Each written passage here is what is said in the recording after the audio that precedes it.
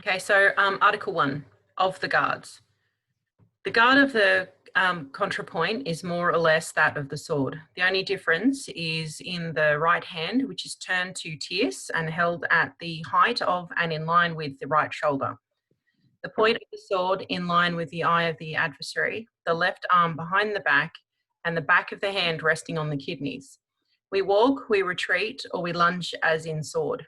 But what is not in sword is to double the détente, that is after having lunged to bring the left foot against the right, and do a second détente by lunging once more.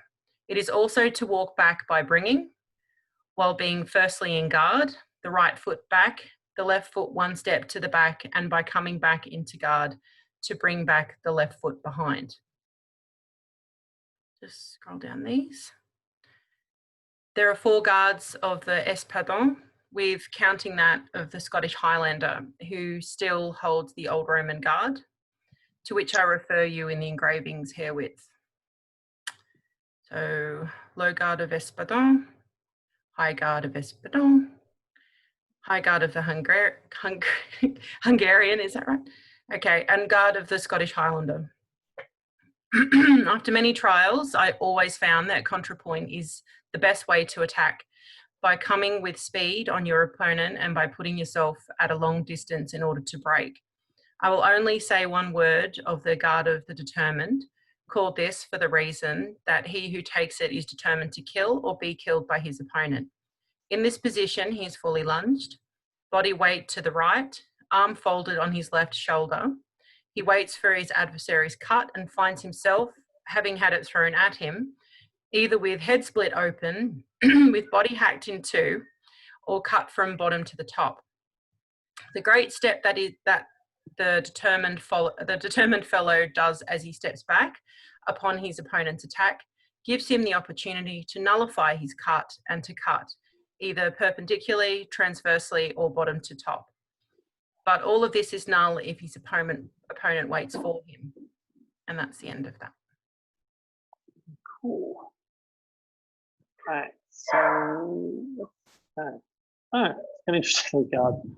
But yeah, the depiction of the Highlanders kind of interested me because he, like, at this point, Scottish, like, Highland broadsword was being fallen out of fashion in Britain, but the Highlanders, you know, Highlanders were kind of had this kind of cult of mystique around them. You know, much like they do today, like a lot of romance from the Scott novels. But they're also seen as quite old-fashioned, and I kind of wonder if the guard of the Highlander is actually just a more old-fashioned kind of cudgel-playing single-sticking guard. And that if we looked at, if we found some of the examples of cudgel play that was still happening in the west of England at the time, where it's sort of, you know, well fallen out of favour everywhere else, we might see some things. All right, so what I thought do is just start with the guard, or go through and sort of just discuss each guard. So I'm going to get up and just talk about the contrapoint guard, and I apologise if you do need to say something. I won't be able to hear you until I sit back down. I'm sorry, but let's give this a go. All right.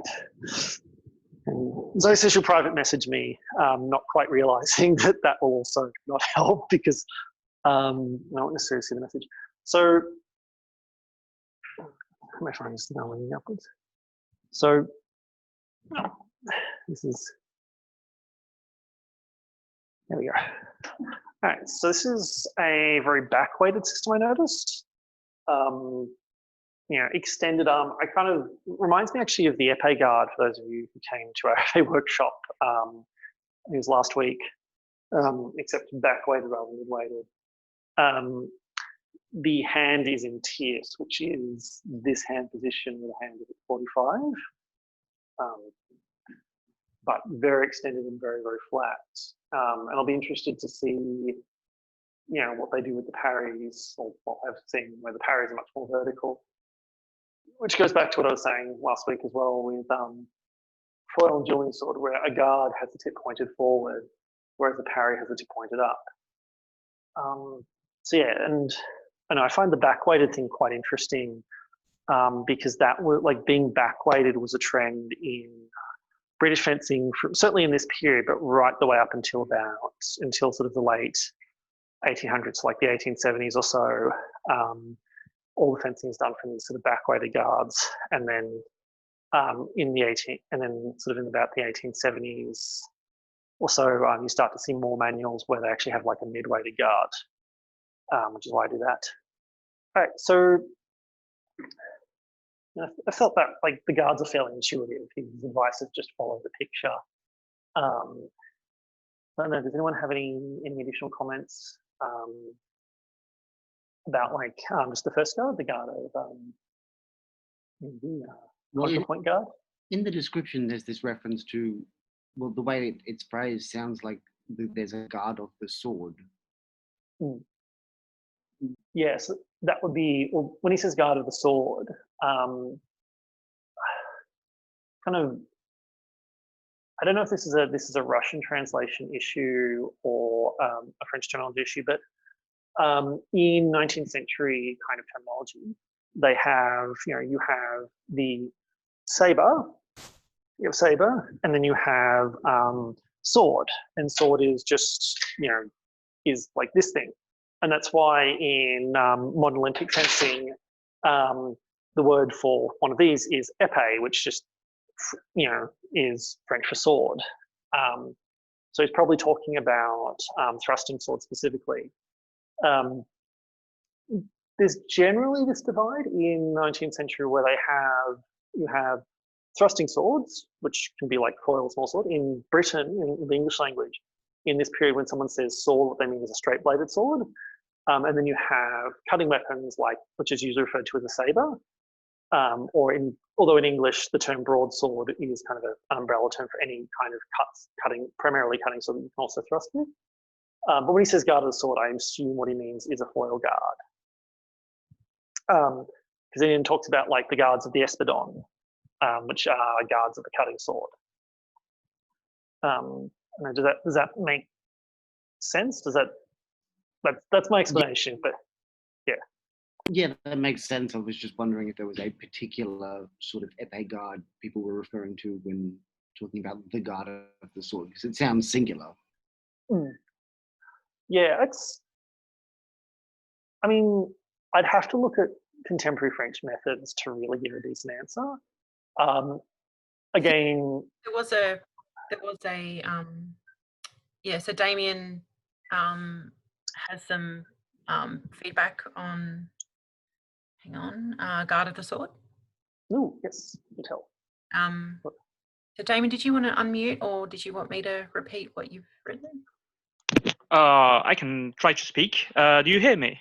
Yes. Yes. Oh yeah, okay. So yeah, the French version is la garde de la contrepointe est à peu près celle de l'épée, and so on. Épée really in that era seems to refer to basically épée sword fencing. So fleuret and basically the sword, the weapon version of fleuret. So the question is, as I expect the other person meant, is that what is that épée guard? And I'm not sure actually.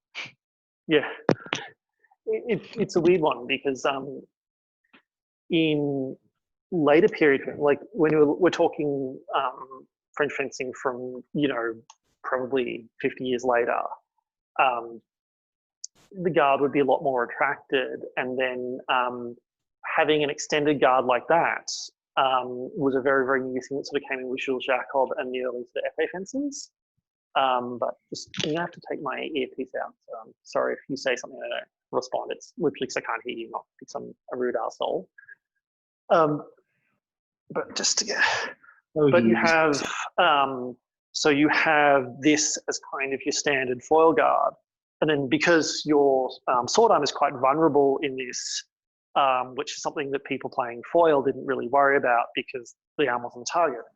When you're playing épée, it extends out to sort of this, where it's as a straight line with your arm behind the shell. But that's a fairly new sort of innovation, or it's considered a fairly new way to hold a guard in the late 19th century. But it might be that as a hangover from the age of small sword, where people were doing a lot of dueling, they might have had the same guard that then kind of went out of fashion and came back in. If that makes sense. Yeah, that helps. So, cool. Damien, if you just want to unmute and read out loud, that's fine. It's also going to come up on the recording better if you want. Otherwise, I can read it out.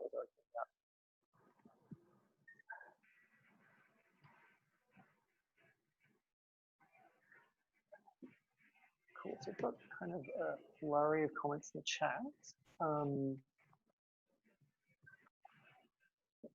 That's a small sword. All right, cool. I'm just a bit concerned that just like not everyone's able to follow the chat. So if I can get Zoe, or if not Zoe, maybe Jacob or Kira to read out some of what's coming up in the chat, just so that we've got just so that everyone can hear it. That's okay. Yep. Do you want to do it, or do you want me to do it? You can do it, Jacob. There you go. All right, I think from the last thing we heard, Damien has added, yes, épée fencing, properly speaking, is not fleuret, to my understanding, and is more recent. And then from Mosh, you see a very similar approach in McBain's fleuret.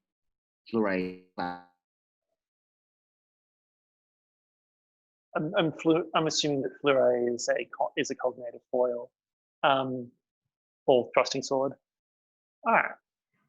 Cool. Yeah, he explains it in the same way as like a training small sword, and that's just how he explains it.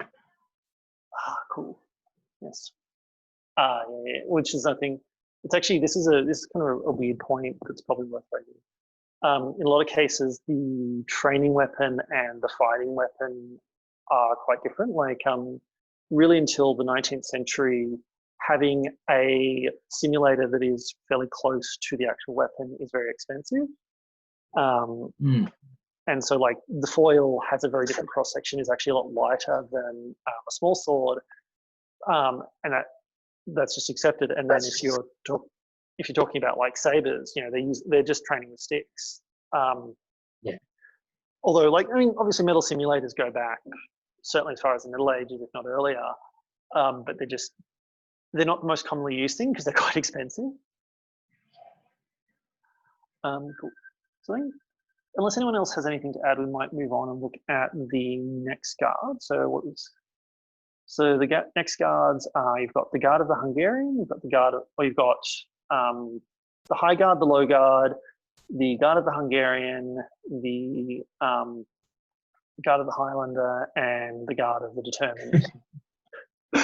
So, interesting one. All right, so actually, I'm just going to quickly grab something from my sword rack. I'm just going to get this because this is a much shorter weapon, mostly because I have to reach above my head, and I don't want Zoe to get too panicky if I hit the roof. So let's see. So you've got the low guard of the Espardon. So that's again still backweighted. I think it's interesting to me that the stance for this is, even though he's drawing on two dissimilar weapons and squishing them together, his stance is the same throughout. Like the weighting of stance seems to be mostly the same, with a little bit of with an exception with the high guard. Which actually, interestingly enough, what probably prompted the transition to a mid-weighted stance in the late 19th century was adoption or was taking that from foil fencing. So you've got the low guard, which is just the resting guard. I actually do think it's similar. You see similar guards in Polish saber, where they sit with the sword down here, and then the sword just comes up through the middle as they transition forward and do whatever it is they're going to do, which just is actually a pretty cool way to fence. You kind of attack and then just get out altogether and use a lot of avoiding. Cool. So I've got, yep. Cool. So we then have the high guard, which is just looks like a hanging guard. It actually looks very, very contorted in, which is very, very similar to what you see in a lot of other systems in the period, where they basically void their body. So the idea is that, to go to my body, my opponent is going to have to reach really, really far, and to go to my head is protected by a sword. Which is a pretty common guard with, with sabre in the period. I actually wonder if a lot of it is adopted from, cavalry, where they actually ride each other like this, with the sword out to protect not just themselves, but also the horse's head. You then have the guard of making your partner panic that you're going to stab the roof, Hungarian, which this is freaking. I mean, obviously, I'm bending the sword back because I can't physically hold it up. But this is really interesting because I don't see very many of these kind of high guards, certainly not in the British tradition, after sort of the age of Shakespeare. So they're in George Silver, in between all of the xenophobia, and then he kind of comes through. And then, as you get into the period of very sportive, single stick fencing and back swording, just kind of around the point of Silver's writing, they sort of transition to these, lower guards, occasionally doing like hanging guard type things. Whereas you just don't seem to see this kind of really high guard very much, except in French counterpoint. And I'd be very curious about Hungarian fencing and see if there's any translations of Hungarian manuscript period. So then you have the guard of the Highlander, which is just a single stick guard. He's sort of hiding. Incidentally, the reason why the arm is up here for this one, and the depiction even has like a makeshift shield. In cudgel play, in competitive tournament cudgel play, there was a rule set where the way you won is you caused an inch of blood to be drawn from your opponent's head. And so what they do is they'd stick one arm up on this side of their head, one arm up here, or even there's rules where they have to hold a scarf between their legs. And so they hold the other arm up like this. And the idea is you close off as many angles to your head as possible and then just swipe at your opponent. The reason why they'd hold a cloth between their legs apparently is because if they weren't made to do that, what people would do is they'd run in and start wrestling and try and wrestle their opponent to the ground and then beat an inch of blood out of them, which is interesting. But yes, the idea is you basically completely covering your head, and then just swiping your opponent's head. And often what they do is they'd attack particularly the elbow to try and get them to move. And what I'd be very interested to see is how this compares to the single stick fencing in Donald Walker's manual, because he talks about this vestigial single stick from that's still practiced in the west of England that used to be very common throughout Britain, but kind of faded away in sort of the late 18th century and just kind of hung on until sort of the mid 19th century in the west of England. But yeah, this sort of stuff, was fairly common at a point, interesting enough. And then you have what is my favorite guard of the system, which is the guard of the determined. So full lunge, sitting here, hoping you don't die. And I think the idea is basically if someone comes at you, you transition back and swipe straight down the middle.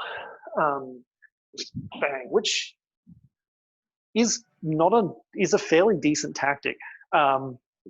If your opponent has a very fast lunge, it's a bit suicidal, although it can also be very, very suicidal for your opponent. But it actually kind of reminds me of in Fiore di Libri's manual, he has a similar sort of thing with the sword held under the arm, where basically anything comes at you, you just move. I think in Fiore's case, you move sideways and swing up, whereas in this, you lean forward, you're starting with the sword higher in the arm, and you swipe downwards and just move back, which is, I don't know, I think it's cool. I find it quite interesting that Valville is kind of a bit less enthused about it, although he specified that his main guard is what is essentially an épée guard. Which I also find kind of interesting because this is the start of the period where saber guards start to be explained as modified épée guards. It's kind of interesting to see that in a French system taught in Russia, happening about the same time, you'd see a similar sort of thing happening in Britain. And that's kind of, so I kind of went through all of those at once just because it was kind of, I don't want to spend too long each section. And they seem to be, within the system, they seem to be less important than the first guard. So does anyone have any comments or even just want to correct my pronunciation on things or any other observations about these guards? Yes, I would have some. Yes, good job with the gods. But so there's one thing interesting about Valville is that some of you might know this, but someone called Grisier in France published a critique of his book, and yes, and he's very unhappy with how things are depicted for French fencing, as if basically Valville is something like some sort of bastard fencing that isn't really French, but that's a long history in French fencing back to the 18th century. But he also has things to say about these guards. Ooh. So he says, I'm live translating here. So it's from Les Armes et le Duel, so The Arms and the Duel by Augustin Grisier in 1845. So he says, there are 5 engravings of the guards in this treatise. We find the high guard, the low guard of the Espardon, the guard of the Hungarian, and the determined, and even that of the Scottish Highlander. But he never speaks of the efficiency of these defenses or of their positions. And that's actually true. He doesn't really use them throughout his treatise. Yeah. No, I found that really, really interesting because I kind of wonder if there's like a mentality thing at play as well, like particularly if he's really interactive. Because I've noticed this in modern HEMA, or like contemporary HEMA. As a random side, I try to avoid using the word modern to mean contemporary because modernity sort of starts with the French Revolution. So we're basically talking about modernity all the way back to Valville. So, but yeah, so there seems to be a bit of a divide in terms of preference between people who like 18th and 19th century systems and sort of, basically held in the middle, middle of the torso kind of guards, which they tend to, and then we've got people who prefer medieval systems where there's kind of these guards where you're holding it like one extreme end of the body and sweeping through. I kind of wonder if that's sort of reflective of kind of like different people have different mentalities. And Valville is basically, he knows these guards exist, he wants to acknowledge them, but they're not what he uses at all because he doesn't like his mentality is different. Whereas I forgot the name of the guy who was criticizing him, but this guy might have a different preference, which I don't know. I think that's kind of very sort of interesting in itself in terms of how it's shaping kind of discourse around this method. Yeah. Well, there's also sort of this element where you see a lot of in HEMA tournaments. You see a lot of people who've spent a lot of time in guards and being comfortable fencing from guards. Suddenly, when they're in tournament mode, fighting with guards in mind, but not necessarily, transitioning from a guard to a parry and attack and back to a guard, so much as just at the ready, and the moment you come into range, I will adopt some sort of movement that will, with a guard in mind, Yeah, it's sort of that.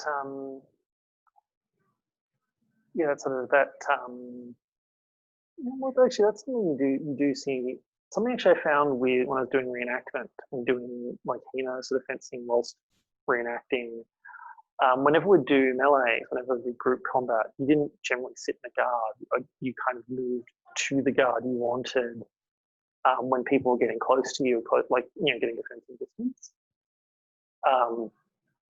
I didn't run around in guards very much because I found it leaving the sword, where it was comfortable meant that my arm got less tired. Yeah. What's interesting actually is the low guard is kind of similar to the resting guard in Hutton. Like Hutton has a resting guard that we got. And, yeah. McBain also uses the same guard, and he considers it the Portuguese guard.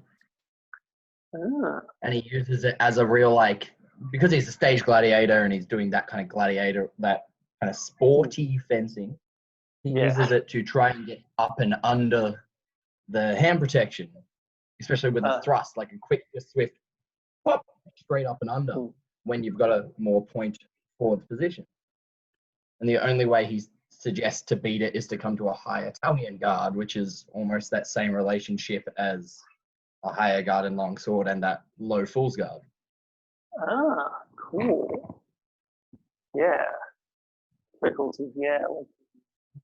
That could be why Valville is mentioning that high guard, because that usually is the kind of way to, I'll just overbind anything you're doing and cut you while you're sitting down there. That's tough. Yeah. Yeah, interesting.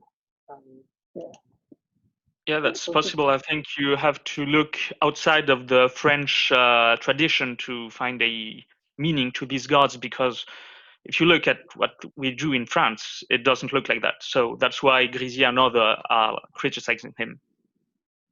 Okay. When you say the guards, is it which guards? Like, is it in France they don't do the not like they only do the contrapoint guard, or is it that they only do the high and low, those guards? Well, like so not speaking about the garde de contrepointe, that's more regular. It's just tierce.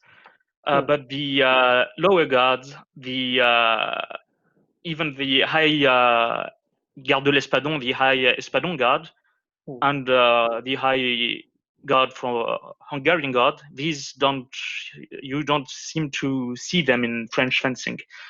And actually, even Grisier basically just says, I don't think I'll be able to find the exact passage, but he says something like, well, the garde du déterminé, it's useless because you just have to thrust at the elbow and then it becomes useless. But this is someone who does a lot of fleuret fencing who's speaking, of course. And he says something similar to the high Espadon guard, something like it feels uncomfortable and you're not protecting anything, so, and you're not ready to attack, I believe. So on the French side, this looks a bit weird. Yes, here it is. La garde haute est ridicule car on est singulièrement ramassé. So he says you're not in a comfortable position to protect your head. The position is abnormal and contrary to all the rules to make a movement. So that's his point of view. Yeah, so sort of, so you think that would this mean that he's mostly including these guards for the sake of completeness? Like he's just like, okay, these are things that exist, and like, because he does, he does seem to be fairly well traveled. It's probably he's got a lot of experience fighting very different systems. So do you think it's more that he's including these sort of supplementary guards as a way of saying these are things you will encounter, these are things that exist? So just discussing with local friends, they thought that, well, yes, Valville is just adding a lot of like lore to his treatise to make it impressive, but even Grisier had good relations with the Emperor of Russia, I believe, because he was also invited in Russia after the Waterloo, I think, I'm not sure. But basically he says that Valville is an imposter and that he ran away from duels from Grisier and basically accuses him of making like being showy with different guards. And I've been here, I've been in Africa, I've seen a lot of things, but he doesn't believe he actually did any of that or is competent as a fencing master. Okay. Wow, so this That's is pretty funny. yeah. So I think that this definitely needs to be added to the list of things that need to hit like a period drum adaptation. Just before we move on, one thing Ben has pointed out, he says the guard of the term may be related to Polish cross-cutting system, question mark. So we probably should put more of an upward inflection on system. But yeah, so it's, I don't know if anyone knows about the Polish cross-cutting, but yeah, if it's, I don't really know very much about it, I'm afraid, but maybe, I mean, certainly that would be in theme with the idea that Valve is including a lot of, a lot of stuff that he's just seeing as a way of showing off.